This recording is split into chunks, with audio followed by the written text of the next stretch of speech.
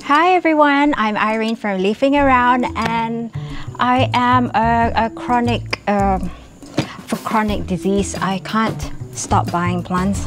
So yeah, and I've got 2 boxes coming in today. Different seller, but they've arrived on the same day.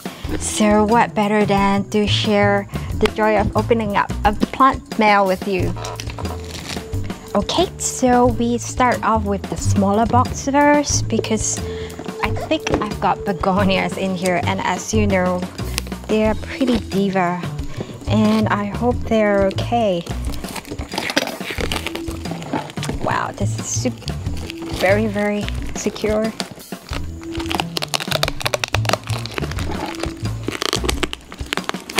Oh, why they put so much tape?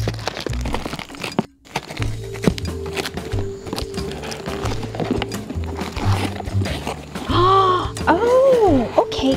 So this is not the begonia. This is the Alocasia.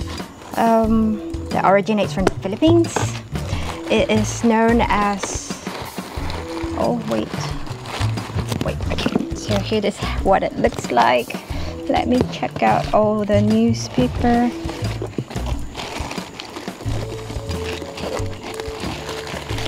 So Alocasia Aquino Corazon, I think. The proper name for it. Wait, let me Google it. I should know, but I don't know.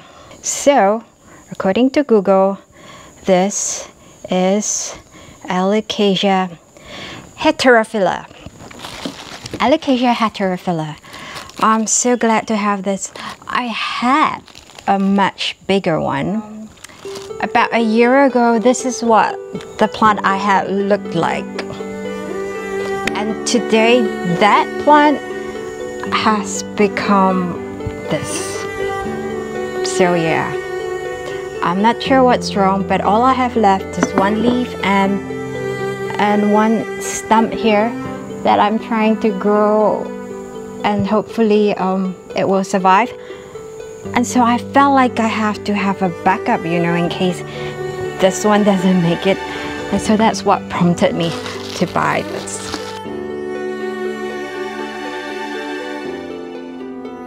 This is the original plant that I had, and that pot you saw was just one leaf 3 weeks ago.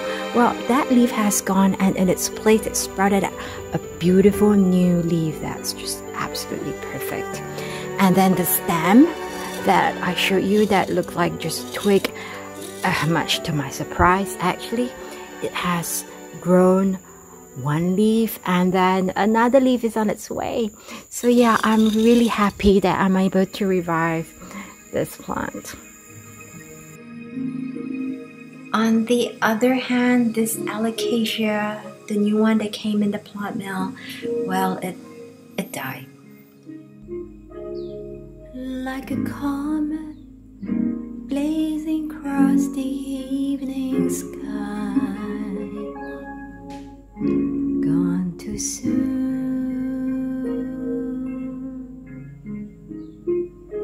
And the reason for that is entirely my fault. I have put it in a very badly put together potting mix. It was very well intended though, and the picture here shows you what I put in. I put in a lot of chunky stuff, a lot of pumice, and then I threw to aerate it, and I put in also cocoa peat. And this is the first time I've used cocoa peat. I've switched that from peat moss because I've just learned recently that peat moss is actually a non-renewable resource. So whereas cocoa peat it is, and it's also very good for the plant. I thought I had mixed it very well. I even threw in some perlite, but the problem was over time, because the spaces in between the pumice were so big that the cocoa peat had somewhat sunk to the bottom. And actually when I pulled out the plant, indeed at the very, very bottom it was very, very wet, which led to the root rot. So I would like to share this lesson here with you so that dear Aquino Corazon here did not die in vain. When you put together your potting media, make sure that the sizes are also somewhat compatible, or that they can remain well mixed, that you don't fall into the mistake that I did, where this very fine cocoa peat that just fell entirely through the bigger chunks like pumice, because then when you look at the top, everything would seem fine and dry, but then there is real problem going on at the bottom. And now for the second box. Okay, trying to open this box. But yeah, I do struggle with opening boxes. It's gonna take me quite a while. Such a big box in here. I can't remember what I've got here. Some begonias maybe, and caladiums.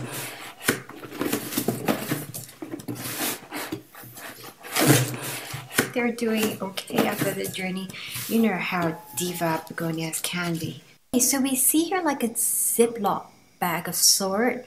I think this is where the begonias, because they need high humidity, so it makes sense the seller puts them in a plastic bag. And let's see what I've got. Ta-da!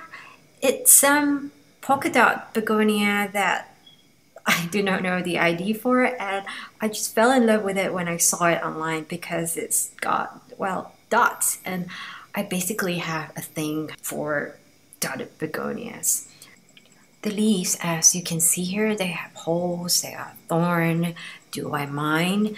Yes, of course, I wish that they had been perfect, but given that this is a plant that I've never quite seen before elsewhere, I'm just glad to have it. I know if the roots are okay, then it can thrive in time. That is if I don't kill it first. So this one should be a begonia, and let's see. Ah, there it is. It's a begonia with some really large dots, or rather patches, and it's so adorable. I have never seen this before. I don't know its ID, but I love it. If you do know the ID of this begonia, do let me know in the comments below.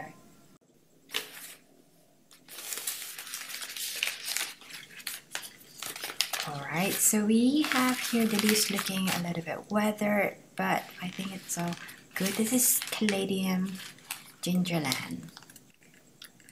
These leaves here may not look that great, but trust me, the patterns are really, really nice. I want to show you what's underneath too. Surprisingly, and yuck, I found a lot of pest in the soil that the caladium came in. And so just watch out sometimes before you pot them up. Do also check the soil that they're in if it looks like it's been infested, and in that case then you should really take care of the problem before introducing the plant to your garden, because we don't want these pests or any disease to infect any of our other plants. So I've immersed the entirely in water so that the pests can kind of escape out into my garden, and I'm removing all the soil, and then there. Pretty clean now, but I'll make sure to remove everything and then soak it in hydrogen peroxide.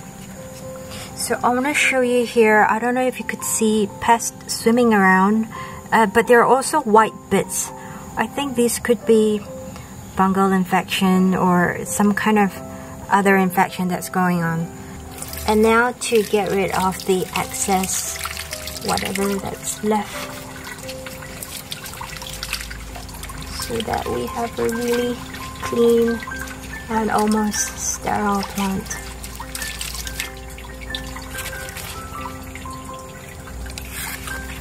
So I'm now using the hydrogen peroxide 6% solution. Put a cap full of it in my half-cut plastic Coke bottle, and then add a bit of water. And then gonna let it sit here for a good 20 minutes. What this helps to do is it's like an antiseptic, so it would kill off any germs, bacteria, which we want to get rid of. Yeah, so satisfying to look at these roots on its way to health. And another good thing about hydrogen peroxide is it will help the plant to absorb oxygen better. So it's also useful too when we put it in soil later. Okay, so that's it. Thank you very much for being with me in this episode, and if you like my plant vibes, do consider subscribing and hit on that notification bell below. Till then, bye bye.